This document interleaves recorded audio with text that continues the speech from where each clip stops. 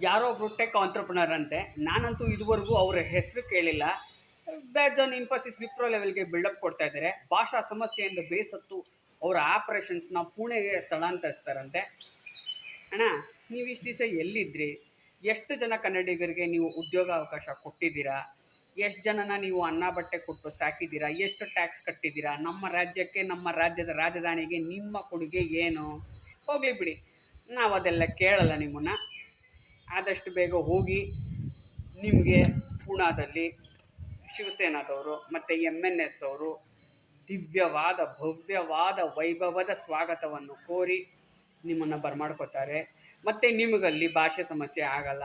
ಬಹುಶಃ ನಿಮಗಲ್ಲಿ ಯಾರು ಮರಾಠಿನಲ್ಲಿ ಮಾತಾಡಿ ಅಂತ ಹೇಳಲ್ಲ ಅಂತ ಅಂದ್ಕೊಂಡು ನಿಮ್ಮನ್ನು ಆದಷ್ಟು ಬೇಗ ಕಳಿಸ್ಕೊಡೋಕ್ಕೆ ಇಷ್ಟಪಡ್ತೀವಿ. ಜೈ ಕರ್ನಾಟಕ. ಪ್ಲೀಸ್ ಹೋಗಿ. ಇನ್ನೂ ಏನು ಕಾಯ್ತಾ ಇದ್ದೀರೋ ಗೊತ್ತಿಲ್ಲ.